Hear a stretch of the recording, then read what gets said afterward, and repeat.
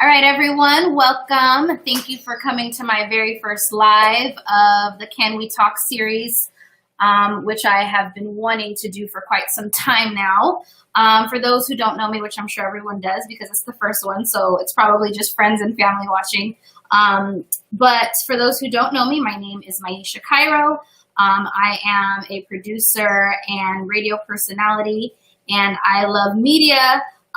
We all love and hate it, right? And I'm really excited to do this. I've been wanting to create a moment where I was a facilitator of conversation. So this right here is called Can We Talk? Can we talk for a minute? Let's just take a minute and discuss it, because right now, we, the people, we need peace, we need change, and we need direction. So I'm really excited. I'm going to bring my guest on right away. The gentleman that I am bringing on today is an old friend from college, who through social media I have seen grow into what and who he is now. I don't even know the half of it, but I'm excited to see and understand a little more of what he's been up to. One thing I do know is that he can offer insight and even direction with facts, which is important, and give meaning to some of what is going on in the headlines, on the front lines, in social media, videos, memes, etc. So without further ado, I'm going to bring Jonathan Henderson on. Welcome, Jonathan. It's good to be here. I should have like a little soundboard for claps and stuff. Do that next time. Good time. Let me jump into your bio, Jonathan. I'm so happy to be connected. And then I'm going to give a little backstory on how we first connected. Well, my first memory of it. I don't know your first memory. But so Jonathan's bio, he is a project manager, scholar, organizer, and researcher who is passionate about equity for Black communities across a broad range of academic and societal settings. He has dedicated the majority of his career to building equity initiatives in support of Black students. Awesome. That's super awesome. Success in higher education. Jonathan was involved in the Black Lives Matter movement and the Black student movements from 2014 to 2016, and was instrumental in the push for a creation of the first Black Resource Center, named the Rose Black Resource Center at CSUDH, which is where we graduated from. Where ultimately served as an inaugural project coordinator from 2016 to 2018, and currently he serves as a regional coordinator for Umoja Community Education Foundation, which is a foundation and a community critical resource dedicated to enhancing the cultural and educational experiences of African American students at 68 plus community colleges. Wow, that's amazing. I'm almost done. This guy's awesome. In his role, Jonathan works to lead the growth and support of Umoja programs at 7 community colleges in San Diego County. So if you're in San Diego County or know anyone there, connect. I actually have someone you could probably connect with on the Latino side. Okay. Aunt is an organizer. Actually, I don't believe she's an organizer anymore. I think she's way higher up now, but that's ACLU is where she works. Got it. Yeah, so that's cool. As I'm reading your bio, I'm like, well, there's already connections. So Jonathan has taught courses in sociology, which is how he and I connected. We were students at the time. And holds a BA and MA in sociology and is currently working on a doctorate. Congrats. In post-secondary leadership at San Diego State University. So with that mouthful, hello, how are you? Doing well, all things considering. Yes, all things considered, for sure. Yeah. And for me, I have that going on, and then kids, so there's a lot going on here. And I'm really excited about this technology that I'm using. It's my first time using it, so bear with me, guys. But I just want to jump, and you can jump in. This is when you can interrupt. This is a conversation. But I met Jonathan, and part of the reason I want him on is because of his vast knowledge, and I can tell it's just part of his life work and purpose. We met as students, and I remember one of the classes we were in, I first heard the term white supremacy. I don't know if you remember this, Jonathan, and I was really upset by the term. Do you remember this? Do you remember this? In Prado's class. In whose class? I don't remember none of my teachers' names. Oh my God. Prado, yes. Prado, yeah, that's what it was. Yes. Mm-hmm. So I was upset by the term. I had never heard it. And I was thinking of my white friends who I just knew were not racist. Mm-hmm. And I'm like, what the hell, Jonathan? What is this white supremacy term? I cannot stand this. Like, this is not okay. Yes, I see the inequality. I see the disparities, but I can't tell them they're white supremacists. Can we at least change the name? And you were like, no, we can't. And I remember having conversations outside of class with you and several others about this. So before we jump into what I have planned, do you see that people have issues with just this term? Maybe not what the term means, but just this idea of white supremacy. Yeah, I don't think it's necessarily talked about a lot, and I think when it is talked about, it's talked about in the context of like folks' prejudices or their stereotypes or their, quote unquote ignorance around issues concerning race. Not necessarily like when we talk about colonization or we talk about colonialism or when we talk about patriarchy or things like that are like hegemonic and overarching. And so oftentimes, like even with the discussion that we're going to have today, white supremacy is alluded to, but it's never really talked about in depth in terms of, when folks ask or talk about why, what we're seeing is happening in the first place. So it's definitely relevant though. Oh, super relevant. And I just wanted to make that connection of the first time. Since then, it's been about 8 years. I understand white supremacy 100%. I am so humbled, excited, moved. It's also heavy at the same time by the fact that my white and non-Black friends are not offended by the term white supremacy. In fact, they understand it and they're reaching out, which can also be overwhelming in some ways, but also very, like I said, moving. And the solidarity and the support, for me, I don't know everyone's story, but for me has been, it's been cool. It's been great. Before we get into heavy stuff, I'm going to have some fun. I've seen this board game called What Do You Meme? And they pull up memes. I want to show this meme, which contributes to our conversation. And I want to know your thoughts on it. Okay. All right. Justin Bieber. I am inspired by Black culture. I have benefited off of Black culture. My style, how I sing, dance, perform, and my fashion have all been influenced and inspired by Black culture. I am committed to using my platform from this day forward, this was this weekend, to speak up about racial injustice and systematic oppression, and to identify ways to be a part of the much-needed change. What's your first reaction to that? Performative activism. Okay. Yeah, I should have known. And a lot of people probably did not feel the way you feel. So can you explain that? Because, it's one thing to talk about wanting to do more and wanting to be more. It's another thing to actually be more and actually do more. That's good. And so, like, when we talk about, for example, what allies can do, it always stops when we get to economics and redistribution of wealth. Okay. Right? And so my what I'm interested in, from like a Justin Bieber is if he's benefited so much and if he claims to have benefited so much on Black culture, then how is he giving back to Black people? Yeah. He makes millions of dollars. Yeah. So how is he distributing his wealth? Like, what is he doing with this wealth? Yeah. Who is he hiring? Right? How is he bringing, knowledge to the situation? Is he talking to other white people and educating other white people about, I guess, the revelation or the epiphany that he's had over the last couple of days? Right? And so those are kind of the things that I'm interested in.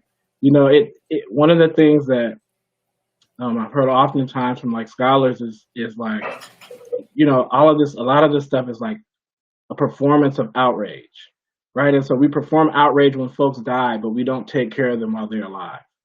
You have like other memes that have come out about, I think it was today or yesterday, where you had a lot of government officials with kente cloths on and they were taking a knee and kneeling, and people were like outraged about that because once again, like, you're doing this, but what's your voting history?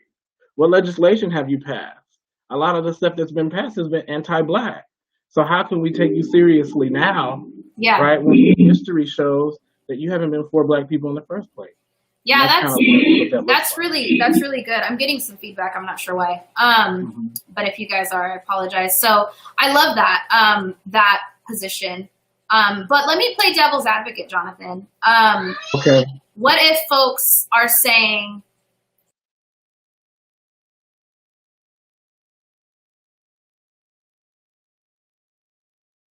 "Hey, Kari, come here." Sorry about that. So real life mom here. So I want to play devil's advocate. What if people are saying, hey, Jonathan, we're in the middle of an uprising and they finally get what we're saying. Can we give them a chance to show themselves before you call it, what was the term, performative protesting? Is that what you said? Performative activism. Activism. Yeah, I mean, I think everybody gets a chance. Everybody gets a chance, and that's really what I'm interested in. If people are waking up now, okay. I mean, for some folks, we can give them the benefit of the doubt. For other folks, I think their actions and past patterns speak louder than what they're saying right now. I'm not necessarily familiar or follow Justin Bieber, so I don't know like what his past and what patterns are in his past around specifically in terms of anti-blackness and dealing with black folks and giving back to black folks. But I mean, if he's genuine, I'm interested in seeing what he's going to do about it tangibly and materially for black people. Yeah, I like that. Okay. Jumping on, piggybacking on this question, here's a question.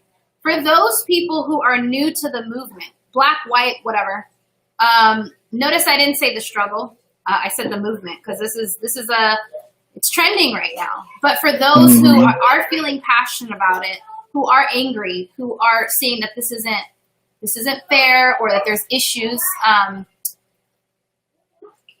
or who consider themselves allies, what is your advice, suggestion, conversation for them? Yeah, so for allies specifically, and once again, my opinion, right?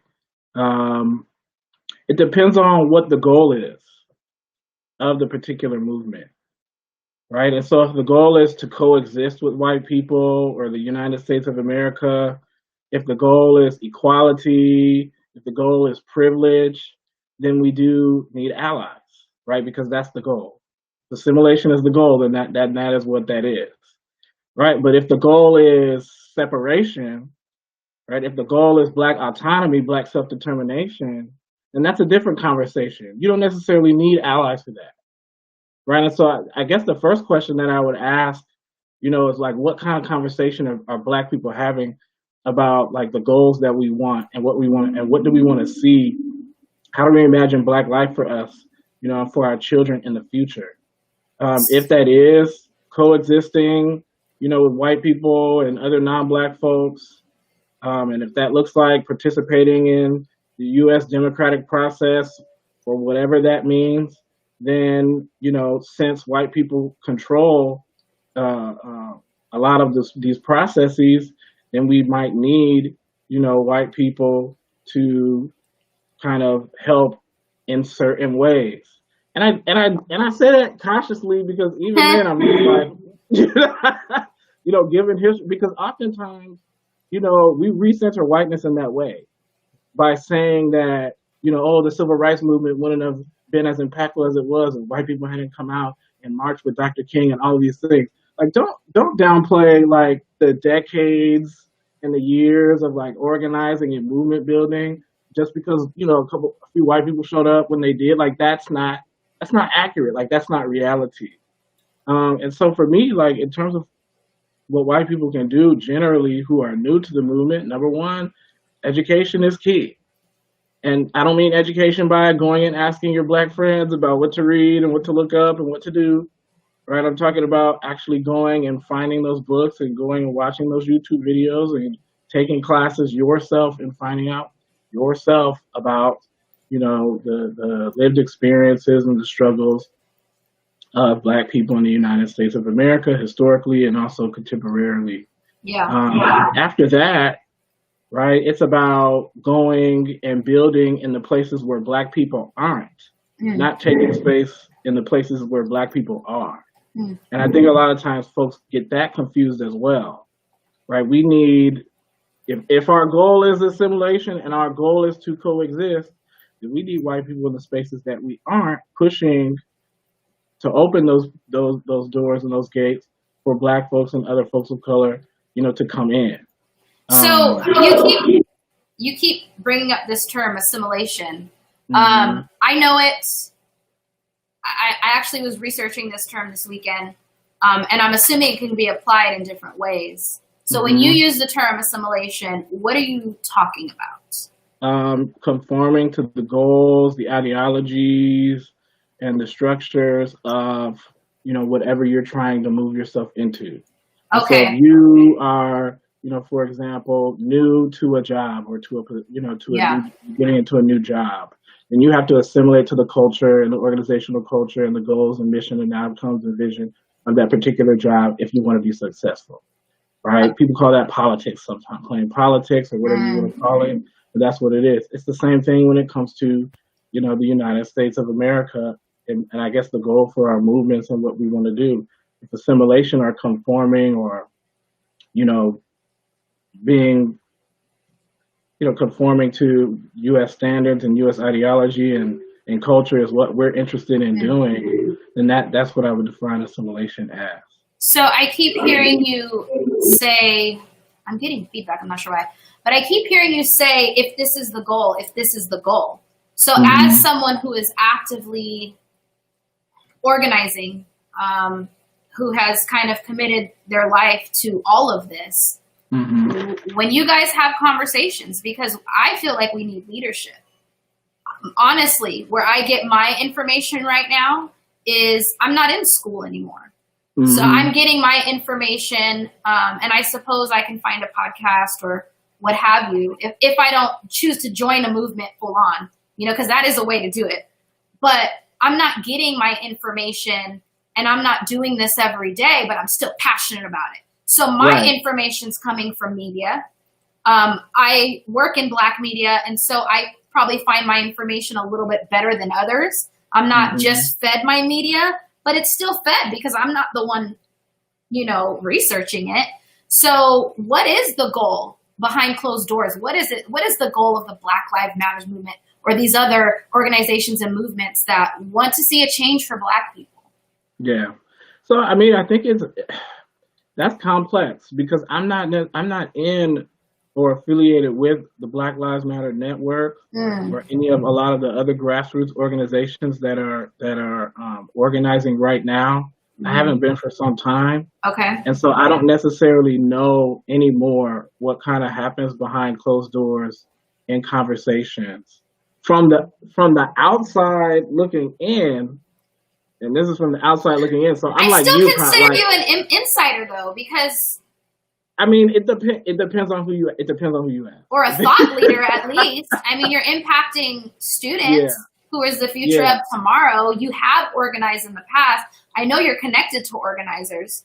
So what's the vibe? What's the culture? What is the goal? Because I think it's a lot more fluid than that from what I'm seeing. Like, it seems like people are very interested in figuring out how to reimagine what Black life looks like in the United States of America. Yeah. What that looks like, it seems like we don't necessarily know, but there's like certain ideas that kind of pop out sometimes. It's not like a fully formed thing. Yeah. And so you can see those ideas, for example, with like the Black Lives Matter Network or other movements in their list of demands that they issue to the United States, to cities, and to their law enforcement departments and things like that. So one good one is like divestment and reinvestment. And so, divestment is they want to divest from police, really the criminal justice system, private prisons, and anything that really disproportionately affects Black life in the United States of America. And want to reinvest that money into education, jobs, housing, mental health, things that actually prop up and transform Black communities. Yeah, so social services, essentially. Right. Okay. But even then, right, from once again from the outside looking in, based on like what I've learned, it still seems like folks are interested in still participating in like the democratic process within the United States of America. So it doesn't seem like a conversation around any sort of like separation or self-determination or autonomy. Like it doesn't seem like there's, and I don't know if that conversation is being had because I'm not in those spaces. Yeah. But from the outside looking in and from what I've seen on media, it doesn't seem like that's the goal right now. Okay, so I want to speak to a couple things. The first one is this idea, I think off air, I mentioned to you, I had seen a viral video of a Black woman saying that segregation, not in the sense that most people are probably thinking, but completely living separate or in our own communities should be the goal. Now, I'm not saying this is the goal of the Black Lives Matter movement. I'm not saying that. For those watching, I know you know that. But this is an idea that obviously some people are talking about. And if I'm frank and honest, that doesn't seem like a positive goal for me. That's me. And here's why. Okay. I grew up in church. And I still appreciate the idea of forgiveness and coexisting. And maybe I'm delusional. I don't think I am, though. And the way that we are being led right now, what seems to be the best way to go would be, how do we live within a system and dismantle it or change its maybe policies or oppressions? Or do you follow what I'm saying? How do we, I guess, assimilate, but also make them assimilate so that we're all coexisting? Okay. Coexisting positively, you know, and where there's not disparities, etc. I don't know if that makes sense. No, it does. And I don't know if we can. You know, I'm not sure that that's something that like Black people can do, because this country was founded on white supremacy. It's rooted in the ideology, the epistemology, the ontology of European culture and white culture in the United States of America. And I'm not talking about like white people, individuals, like your neighbor down the street or your friend around the corner. I'm talking about like the social construct of whiteness and race relative to Blackness. Yes. Right. And so at the founding of this country, right, Blackness or Black people were the antithesis of whiteness. Yeah. I think Stuart Hall said, you know, we see ourselves through the eyes of the other. So in order for them to be legitimate, there has to be someone that they deem, there has to be, you know, that binary, that other, right? And so given that like ideology, I'm not sure that this is a system that we can even coexist in or live in or assimilate into, you know. And so that's why a lot of and that's why a lot of folks talk about separation as an option. Like, it's not new to today. The Nation of Islam, for example, back in the 60s, were talking about going somewhere else, like, and separating. You have Marcus Garvey, you know, before that, talking about the same thing. And so, you know, it just depends. It depends. I think that's really all I can say about that. And so it's not necessarily a good or a bad thing. Yeah. I don't think it's just something that needs to be thought about and talked about and imagined and reimagined. Obviously that's not mainstream. I have not ever heard that. Yeah. That's not mainstream at all. Yeah, but I came across it, you know, and so like I've been saying, and someone didn't like me saying this, but I said, I feel like we really need leadership right now. We need some pillars that we can go to for information. And of course, we don't want to be controlled, because I'm not into leadership that tells me how to think. but information is important. And so that being said, I had never heard that. And so that was an interesting take. So I want to jump back into the pop culture and then get your take on some stuff. I'm going to go ahead and play a clip. And while I'm getting that clip, I'm going to put this man on the screen so y'all know where I'm going with this. I want to, I'm a little upset for him, but I was also a little upset with him. And I can explain that after I play this clip. Let me grab that.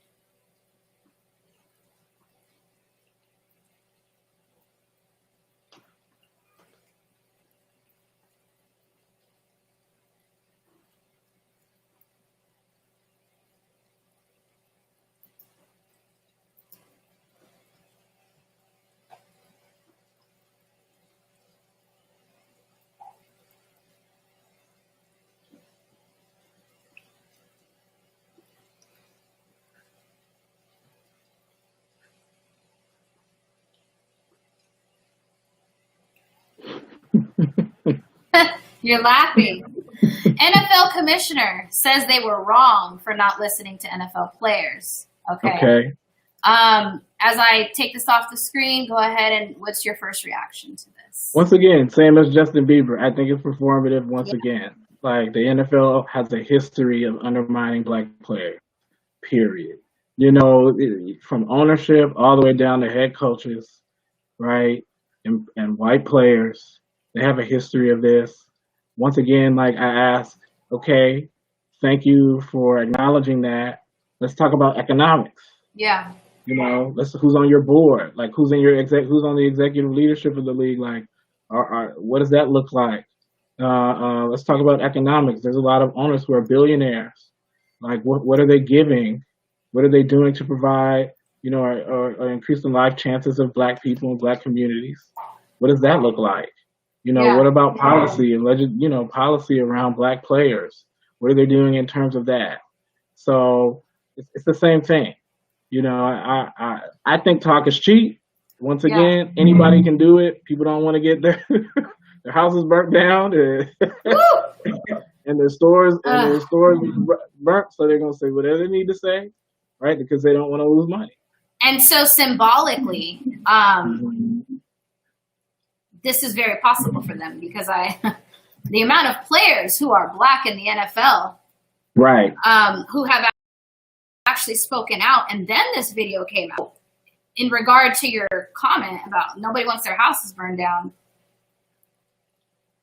That could happen to the NFL. But let me say something to black people. Kaepernick kneeled. We supported him for about 4 or 5 games. Mm-hmm. I work in media, so I have to track all of these things. I put them in radio shows, and then the news changed, and I remember reporting on it. So are we watching the Super Bowl? And hell yes, we did. And before that, Jay-Z became a partner to I guess, advise them on diversity and other things. I'm not there behind closed doors, so I did my best not to judge Jay-Z. And then they were at the Super Bowl, and him and Beyonce sat during the singing of the national anthem. And then they said, well, it wasn't what you guys thought. We just were sitting. It really meant nothing. Although, you know, we still stand with Kaepernick. And then I'm like, damn, Kaepernick, I don't know how to say it. he really took one for the whole race. Mm-hmm. But most recently, I've been reporting on the fact that Kaepernick is trying to get back into the NFL. I'm so confused. And he settled in private for something. I don't know what amount of money or what he got, but he settled with the NFL. So some amount of money was enough for him to retract, or what? Because I don't think he retracted anything. Yeah. You know, honestly, I don't know. Like I need to research a little bit more about kind of the context around that. Yeah. But it did seem a little bit fishy to me, just from what I saw. And here's the truth: we're not there, right? Right. But public opinion is very important. Things are changed because of public opinion. You can say one thing and mean something else, but if the public takes it, like Kobe, for example, we don't know if we don't know what happened, but he still apologized when he was accused of rape because public opinion is important. He still lost sponsorships because public opinion is important. So when I look at Kaepernick, I feel like the message is confusing, but it takes us off the goal, which is police brutality. So I want to get into that conversation, and you let me know when you want me to put up that slide. I don't know if now is the time, but let's just talk about let's talk about why people are marching. Mr. George Floyd, and the unfortunate events that brought us to where we are today. He wasn't the first one. I mean, it's been happening for centuries. Kaepernick kneeled for it. Rihanna spoke about it. She told her friends to pull up a couple months ago, and I'm so hurt that Ahmaud Arbery, George Floyd, all within Breonna Taylor. Yes, thank you for reminding me. And I don't know why that's not as spoken about, but Breonna Taylor, all within a month, in the middle of a pandemic. But it finally caused that spark, that uprising that I'm assuming that people have been organizing for. So, what is your take on police brutality? What would you like to share or tell us? Yeah, and so I think it's exactly what you said. It was really the perfect storm. You had COVID-19 happen, people were in the house, then people lost their jobs, majority Black folks, right? Then they kind of tried to open it up and people were going out, but the majority of people that were getting cited and policed were Black folks. Then all of a sudden, you have Ahmaud Arbery pop up, even though it happened 2-3 months before we actually saw it. Then right after that, you have Breonna Taylor. And then it started to crescendo, and then George Floyd happened in that video that we saw, right? That public lynching that we saw of him.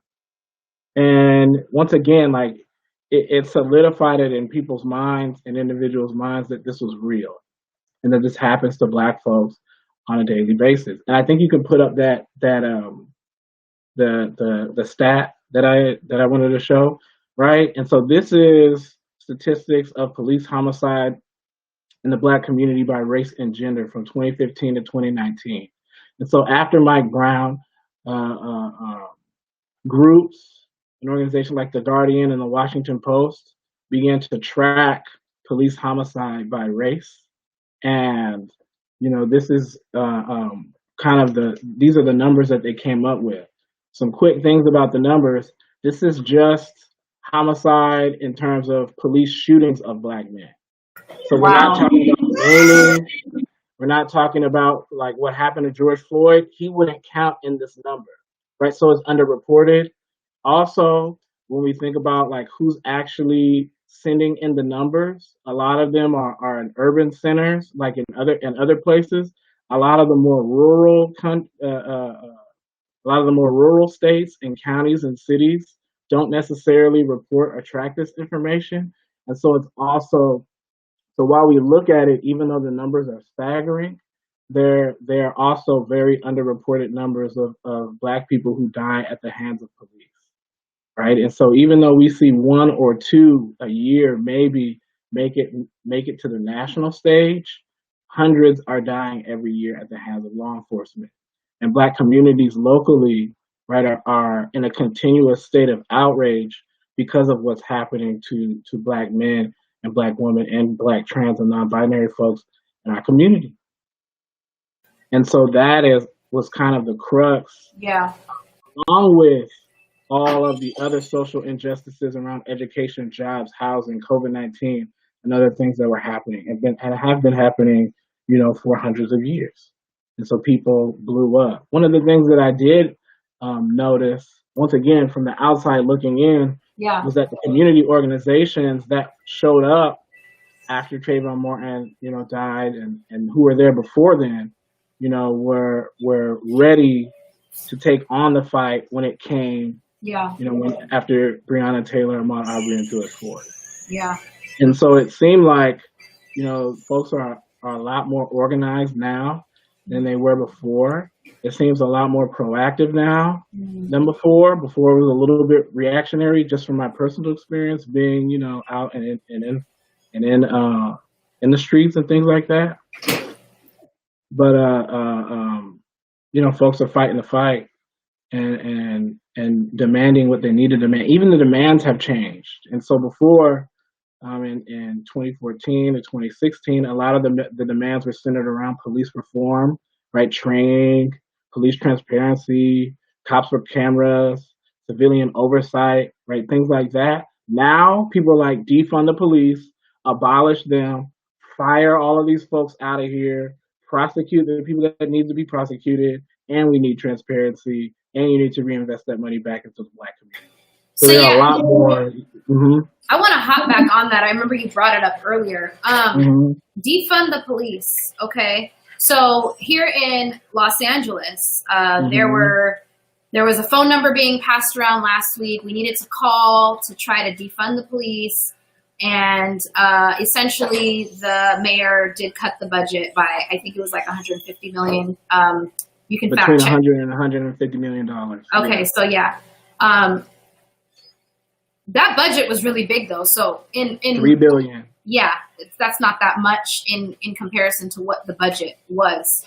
But it's something, right? So, I mean, it's a couple people's salaries in my opinion, because I've seen what some people get paid, but whatever. I'm saying all this to say I grew a little uncomfortable. So maybe you could, again, this is a conversation that was probably happening behind closed doors that maybe I don't understand yet. Are we saying no police at all? Because I know Minneapolis is moving towards community-based protection. That sounds scary to me. Yeah, and so I think a lot of times when people think, abolish the police, which I 100% believe in, by the way, they think, no more law enforcement of any kind. It's just going to be anarchy. People are going to be running through the streets, killing each other, and all of these other things. That is not the case. What people are saying is that police reform statistically, historically, has not worked because it's rooted in a system that disproportionately impacts Black people, that does not serve Black people. And so you can't reform or fix a system that was created not to benefit you. The only thing you can do is destroy it and get it away with and create something new. So right? Create something new. Right. And so it's disband the police or abolish the police and create something new to replace it that serves Black communities specifically, communities of color, right? Okay.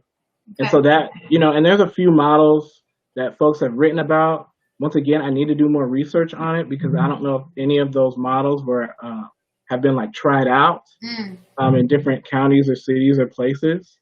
But they're talking about public safety systems and creating community-based, quote unquote, community-based policing. I don't even like to use the word policing. We should just do away with that and come up with a different word. But that's kind of what they're talking about. Disband and then in its place create and imagine something new. So okay, so you're kind of easing my discomfort a little bit. So it's kind of just taking away the idea of what it is now and creating something different. So we're not going to completely just abolish and have no way to enforce laws or protection. Am I right? Well, I mean, and I guess that's the question, because if you abolish the police and disband the police, you can't leave a racist criminal justice system.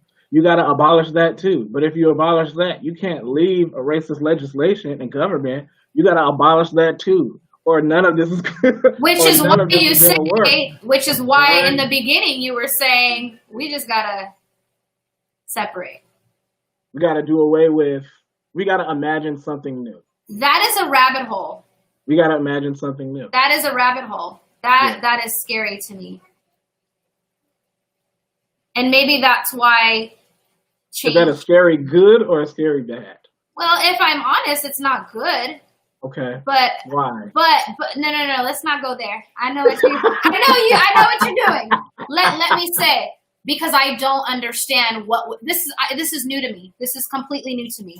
Okay. So maybe if I sit with it, understand it a little bit better, my response would be different. But this is new to me. And part of why I wanted you on here is because I recognize that my opinion, reaction, perspective is that of the general public. And so I knew that you would blow my mind at some point. And so here it is. You know, that is mind blowing to say we're going to just completely do away with the system, because it's been here as long as we've been here. I mean, in different ways, right? It has had different names. And so it's just because it's unknown. It's the fear of the unknown, not knowing what will replace it. And I'm sure a lot of people watching or who will watch the playback will also be like, whoa, really? You know? So. And I think that's where self-determination and autonomy come into play, because for so long, Black people have not been able to determine for themselves the course of their own life. Black people have not necessarily, in many instances, been able to have the freedom and the privilege to imagine what life might look like for themselves outside of this structure and outside of this space. Right. And so to even fathom or even think about that, you know, is like mind blowing. I just gotten to the point where I'm like, yeah, I can imagine something new, abolishment and breaking down. But once again, like, I can't see what that newness would look like either. You know, and that's just for me. I think that it's something that we have to have a collective consciousness to come up with together. But at the same time, what I do know is this doesn't work for us. It works for other folks, white folks, non-Black folks, kinda, but white folks more importantly, and it's gotta go. It's gotta go. Yeah. So I'm gonna bring on our lovely friend. That's a joke. She's not our friend. Candace Owens. So she is a right-wing Black woman.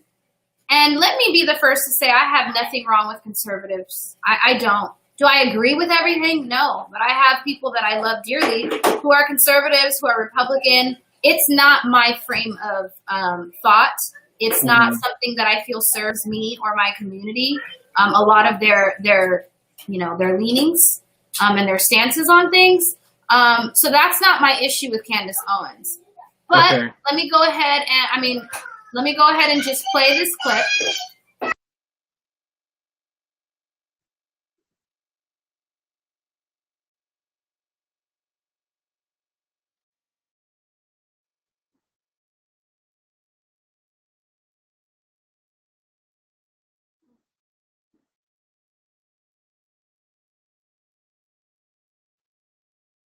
I can't hear the sound. How about now? Nope. Is there when you share your screen, is there a way to click share audio as well?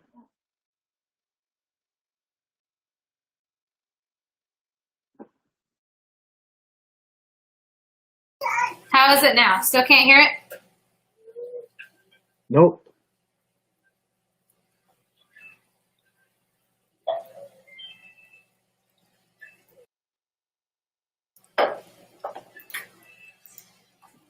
Okay, so for some reason it's not working. Maybe the Lord did not will for people to hear what Candace Owens had to say. I'm kidding, but So that takes away the fun in bringing her up. I could try it one more time. Let's see. That's a bummer. Mm-hmm. Well, let's talk about something else then. So I want to talk about the term assimilation. Okay. So I'm kind of getting away from the current events, right, that are happening now. And I want to talk about how I was able to unfortunately relate. Well, I mean, it's my story. It is what it is. To assimilating to the culture.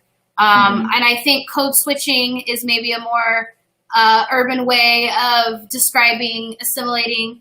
And when I think of myself, you know, growing up, I was the black girl who talked like a white girl, which I never liked because obviously nobody was complimenting me when they said that.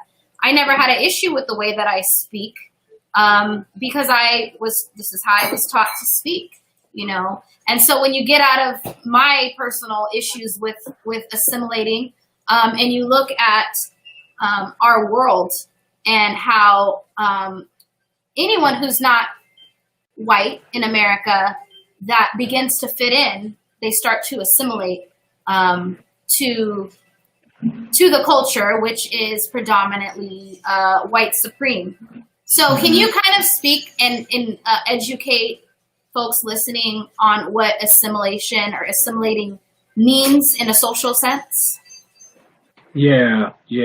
So assimilating is really conforming to the ideas, the norms, the values, and beliefs of the society that you particularly live in, right? And so in the United States of America, we believe in meritocracy, which means if you work hard and do a lot, then you can be successful. And people that don't work hard are not successful because they're lazy and all of these other things.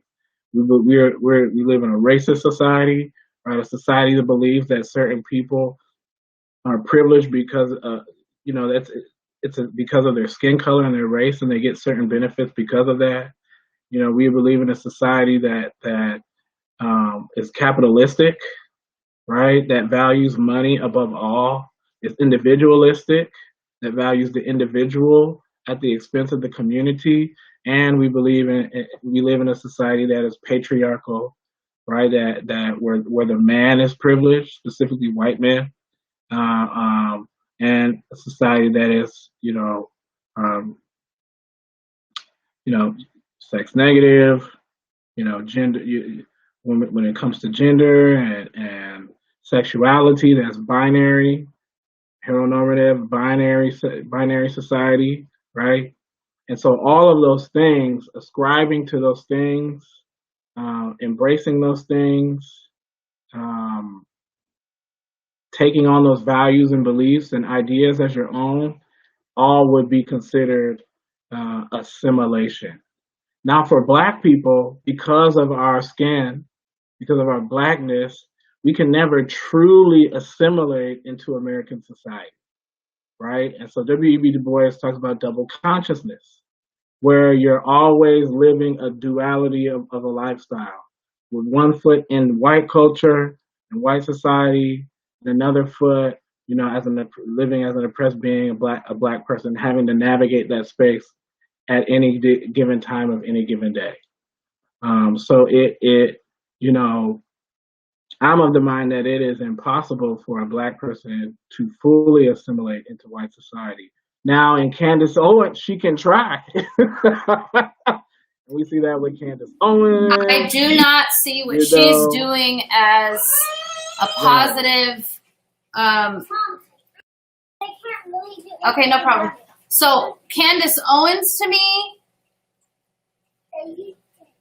I'm confused to start, but you guys look her up. I don't know why the video didn't work, but I would have loved for you to see her viral rant, which I guess everybody knows who she is by now. I mean, yeah, I learned of her last week, but she, like I said, she's a right-wing conservative Black woman. We've seen them before. It's not a big deal to me. It's not. I'm accepting of, we all have different points of views.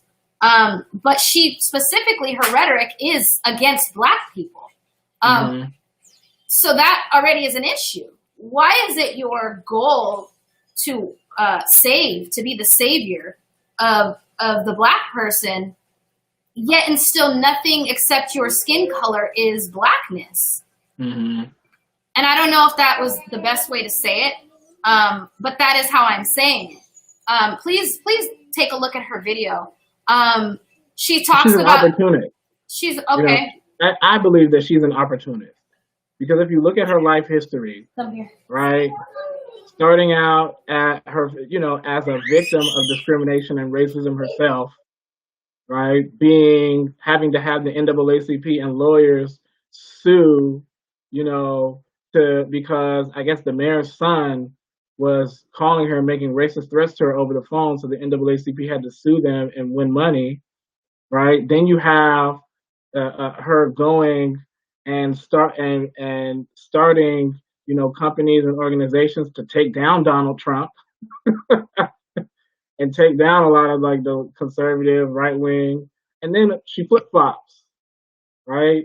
And now she's this like pro Trump, make America great again, you know, person with ideas about Black society. And we know in America that any Black person that's willing to speak up and speak out against Black people will be uplifted and pushed to the top. Candace Owens is not a sociologist. She's not an anthropologist. She's not a gender theorist. She's not a psychologist. She's not a historian. She's not, you know, she's none of those things. So what you're saying is she has no place to be so vocal. Okay. She does not. She does not have a place. And so what she's pushing are the ideas, right, are white ideas and white concepts that are rooted in a concept, and I really want to talk about this. I had to write it down. Come on. A concept called subculture violence theory. Okay.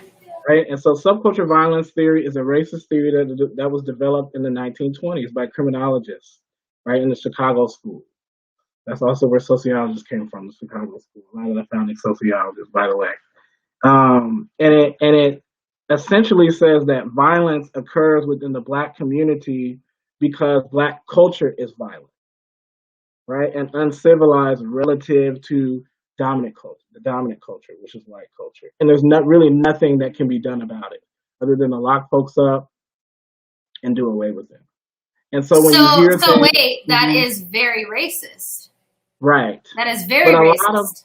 But a lot of the kind of concepts and the rhetoric that we hear around like the Black community and violence and assault and all of these things and what Black people do to themselves is rooted in that subculture violence theory. When we talk about Hillary Clinton and her idea of super predators, when we talk about even Black folks like Bell Hooks, who wrote the book We Real Cool, that's rooted in subculture violence theory.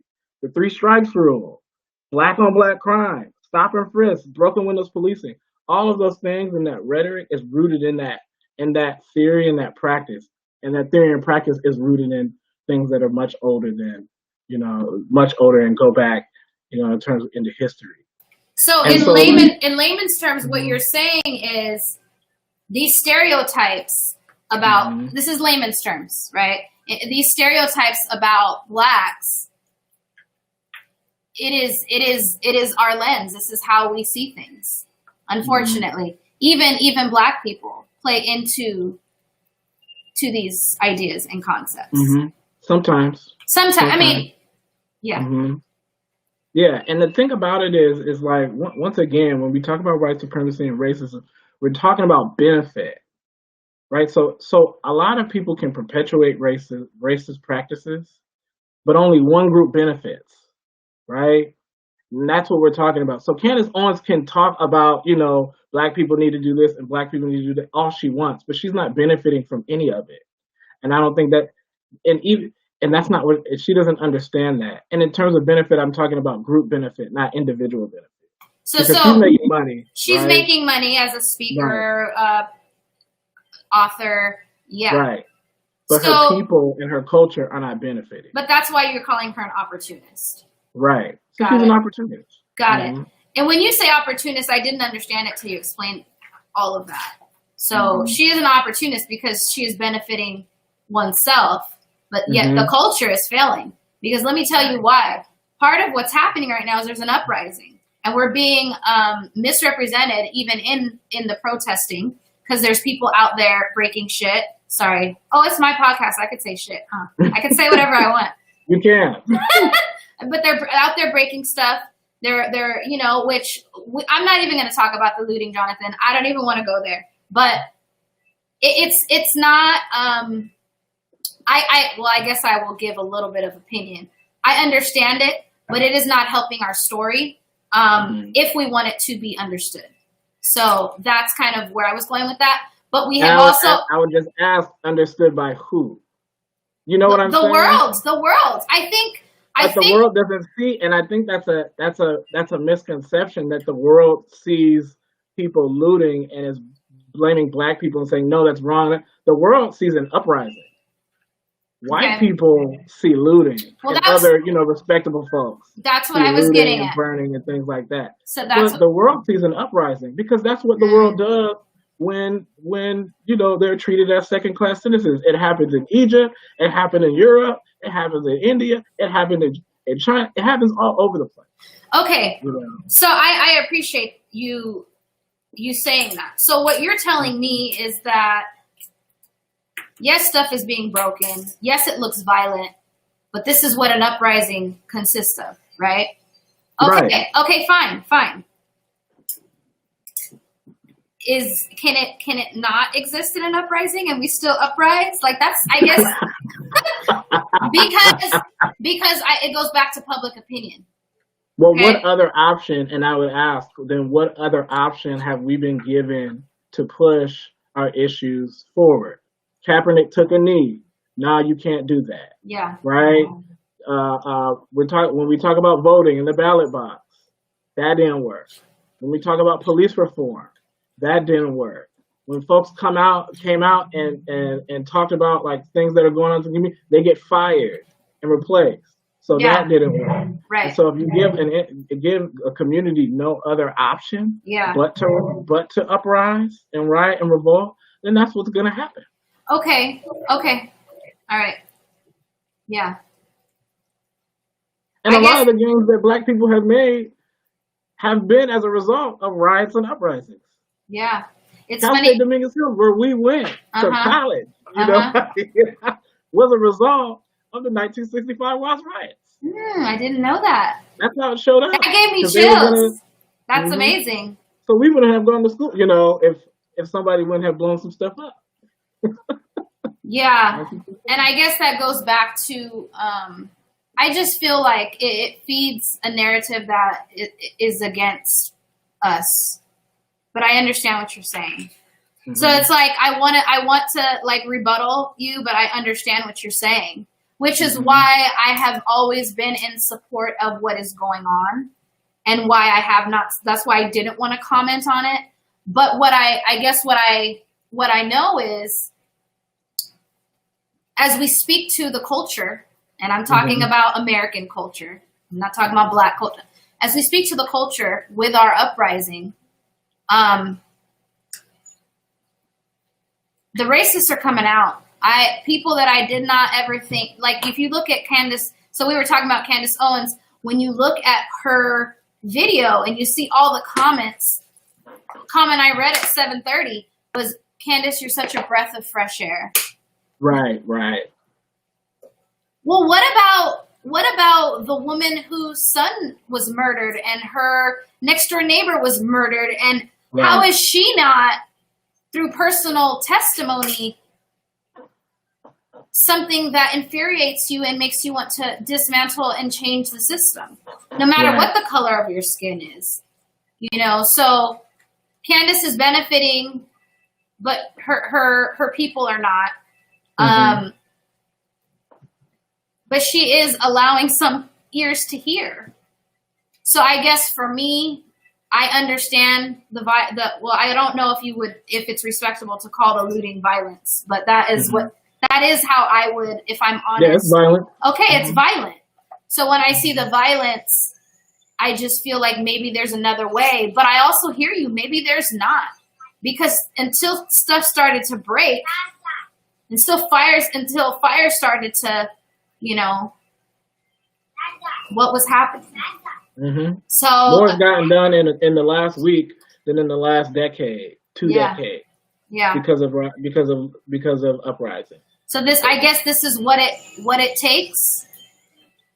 Is that? Unfortunately, I guess Jesus turned tables over, didn't he? He turned did. them over. It's hard. It's hard for me to like digest that. If I'm honest, it's hard for me to digest that is what it takes. So I have no further comments. No, I'm just kidding. But yeah, that's hard for me if I'm honest. So, but I support it. But I won't be out there doing that. Not that specifically. And that's your choice. Yeah. You know, that's definitely your choice to do. You know, I people gotta have insurance. A lot of these big corporations and things like that. I hear a lot of people saying, why are they burning down, quote unquote, their own community? Okay. But then when we look at ownership in community, the masses of Black people do not own those places and those spaces. But is that a good excuse? Is that a good excuse, though? It's not an excuse. I'm just providing reasons, right? For why we're saying, well, for the justification as to why people shouldn't be doing, you know, quote unquote, what they're actually doing. I actually saw a post. I saw a post by someone. They probably weren't getting the insurance money they needed through COVID anyway, so now they're probably taken care of. But we've also seen big insurance companies, when there is mass destruction, they can't support everyone. So who are they going to support first? Not the mom and pops. You know, I mean, look at that. Look at the bill. The bill that they gave out for COVID. Not the bill, but the support that they gave for COVID. The NBA, I think it was the NBA, but some major small business gave the money back. I know Ruth Chris Steakhouse felt like it wasn't right, so they gave the money back. So they're continuing and that's to fund. only because of political pressure that was put on them by mom and pop businesses and communities. So like, why didn't you do like Shake Shack and other places? Yeah. Why Shake didn't Shack. you take the money? Yeah. You know. Yeah. But the majority of folks that didn't get the funds, once again, were Black-owned businesses. And that's my point. So even in the insurance situation with the burning of businesses, are we really getting taken care of? Well, well, the majority of folks, and I think that's one of the things that people would have to know if they were like on the ground floor. A lot of the places that are being burned and looted and things like that are not Black-owned businesses. Okay. Maybe you have one, you know, or two, but the majority of places are not Black-owned. They're owned by folks that have no business being in our community, that are not investing in the community, that maybe fired people who were maybe furloughed people, you know, during COVID. Like, who knows why? But they're not Black-owned businesses. Black people aren't doing it to themselves, you know. Well, we've rounded about an hour, and I appreciate you coming on. I feel like our conversation went where it needed to. Thank you so much for your insights. I feel like I'm sure there's more that you have to give. So if you ever want to come back with a specific topic, I don't want to say once this is over, because that sounds insensitive to the movement, but in the future, there are some things I'd like to bring you back to talk about. I just don't feel like now is the time. And it will get more into like the dynamic some dynamics within our community, colorism and things like that, which is fun and near and dear to my heart. But anyway, I just want to say thank you. You did provide me with a few links. Are there any that you would like to make mention of before we get off? So one of the things I think that you asked me about is kind of like what allies can do. Okay. And one of the links that I put on there was just a couple of links where people can actually donate their funds to. Some of them are the funds for the families that have whose children have died at the hands of law enforcement. Other ones are, you know, Black Lives Matter network organizations, Black Lives Matter Long Beach, Black Lives Matter Los Angeles, places like that where people can donate to. What else did I put on there? I'm like, I don't want to go in your email, but let me go really quick. Okay. Let's see. The Movement for Black Lives. So the Movement for Black Lives, those are where you can go and kind of look up some of the policy demands that Black folks have. and Black Lives Matter Los Angeles on their website, they specifically have some initiatives like DA Jackie Lacey must go, trying to get rid of DA because she hasn't been successful in promoting. She's been very anti-Black in the ways that she deals with the Black community in terms of criminal justice system. And then they have the People's Budget LA that talks about what Black communities are interested in investing, police dollars and city dollars into in terms of healthcare, housing, jobs, education, and things like that. And then the last thing is just the 115 ways to donate to Black Lives Matter causes. And so those were just a few of the things that I put up. I'll send you some more things as well. I know we didn't get to talk about the Candace Owens, but there were some statistics that were 100% inaccurate that she decided to list in her 18-minute video. And I think people should know about why they're inaccurate and what the actual truth is around like those numbers and what they mean. And so I'll send that to you too. I think there was a really good Twitter link that talked about that specifically. So I'll send you that so people can look at it too as a rebuttal to her nonsense. And what I'll do, exactly. What I'll do is I will post links to everything you sent me and anything else you forward to me under this video. You have the link for folks watching. The link will be live shortly. Again, thank you so much. Thank you. Blessings on your schooling. Congrats on how far you've come. Continue to do the work that you're doing, and I'm happy to have had you on. Thank you for saying yes. Yeah, we'll talk soon. Okay, great. Right. Talk to you soon. All right. Bye-bye.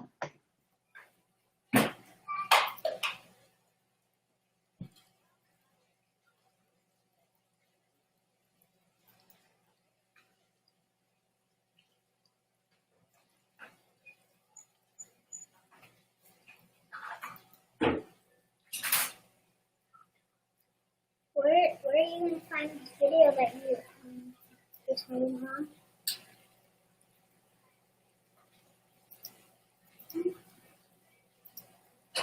Hey, guys.